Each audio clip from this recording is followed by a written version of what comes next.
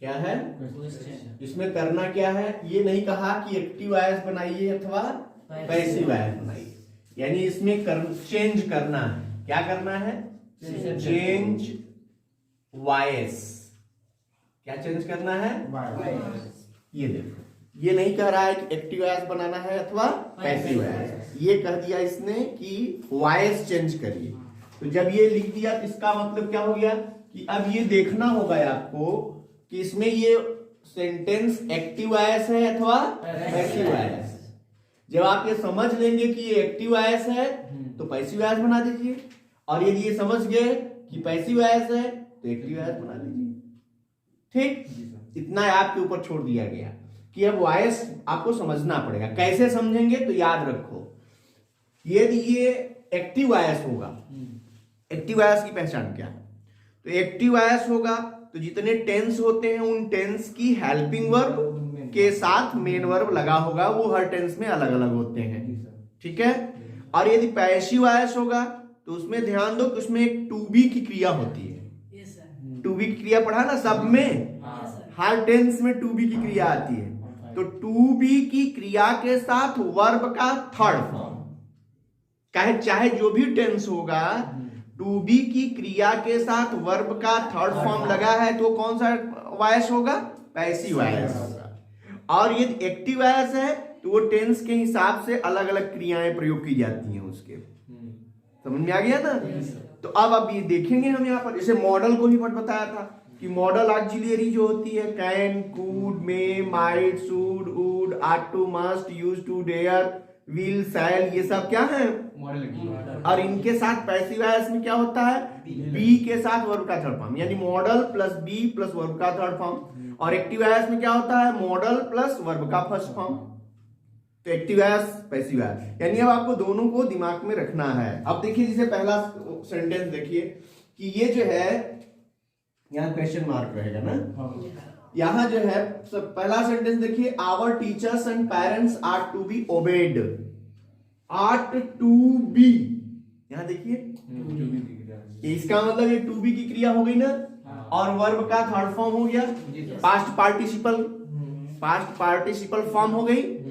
Verb के third form को क्या कहते हैं, past participle form.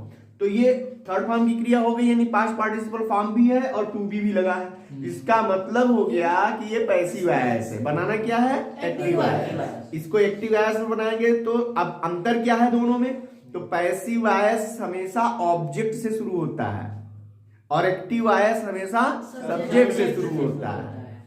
Active voice में ऑब्जेक्ट वर्ब के बाद होता है और पैसिव वॉइस में सब्जेक्ट वर्ब के बाद होता है, जो बाई के साथ लगता है। इसमें बताइए कोई सब्जेक्ट दिख रहा है, नहीं दिख रहा है, बाई का प्रयोग किया ही नहीं। अब इसका रूल बताया गया था कि बाई का प्रयोग उन सेंटेंसेस में नहीं होता जिसमें जो सब्जेक्ट है वो अनइम्पॉर्टेंट है या उसका वाक्य में कोई महत्व तो नहीं है, तो उसको हटा दिया जाता है पैसिव वॉइस में। यानी उनमें से कोई है, जैसे we, people, they, someone, somebody, everyone, everybody, हुआ ना।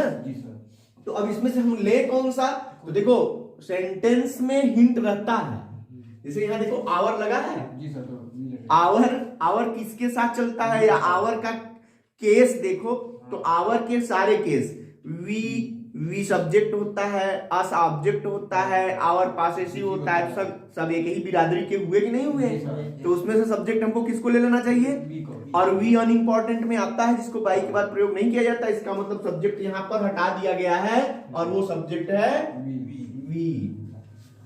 ठीक है, अब क्या लेंगे, अब हमें हेल्पिंग वर्ब लेनी है या मॉडल ऑक्सिलरी है, सॉरी ऑट है ना, यहां हो जाएगा we ought to obey, verb का फर्स्ट फॉर्म हो जाता है। ऑट टू के साथ वर्ब का फर्स्ट फॉर्म होता है, तो we ought to obey our teachers and parents. ठीक, अब देखिए नेक्स्ट को देखिए, one should keep one's promise. अब ये किस में दिख रहा है आपको? शुड का प्रयोग किया गया है। शुड के साथ वर्ब का फर्स्ट फॉर्म यानी मॉडल ऑक्सिलरी का एक्टिव वॉइस। ऊपर था पैसिव वॉइस, नीचे है एक्टिव वॉइस। और एक्टिव वॉइस तो बनाना क्या है? Passive voice. और पैसिव वॉइस बनाते समय ध्यान दो, वन क्या है? Unimportant agent.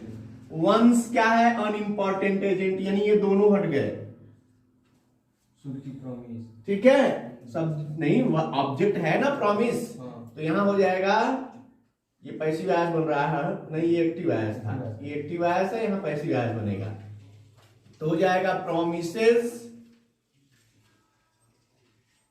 Should be kept.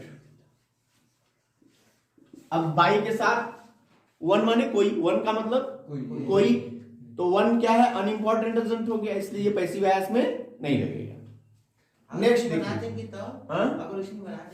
नहीं लगाना है भाई, ये रूल जब आ गया तो फिर अब ये क्वेश्चन ही नहीं बनना चाहिए कि हम लगा देंगे। क्यों लगा देंगे? तब आपने पढ़ा क्या ना। चलिए नेक्स्ट, ये देखिए, we made our trip to Kashmir last year. तो अब इसमें सब्जेक्ट क्या है, सॉरी ऑब्जेक्ट क्या है? ये देखो, वर्ब का सेकेंड फॉर्म लगा है, इसका मतलब पास्ट इंडेफिनिट टेंस है। आवर ट्रिप जो है वो ऑब्जेक्ट है, यानी इसका ये एक्टिव वॉइस में है, बनाएंगे पैसिव वॉइस। तो ये हो गया है आपका our trip was made to Kashmir last year. हो गया क्लियर? पास्ट इंडेफिनिट टेंस में था, पैसिव वॉइस बना दिया। नेक्स्ट है हु डिड इट, इसको भी देखो वही बात है, हु डिड इट, ये किस टेंस में है?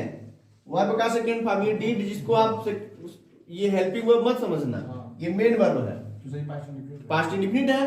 अब हु वाला वाक्य हो गया, इसका मतलब इसको पैसिव वॉइस बनाएंगे तो क्या हो जाएगा? By whom was eat, object हो गया ईट, और वर्ब का थर्ड फॉर्म हो गया done. By whom was it done. ठीक है ना, यही है।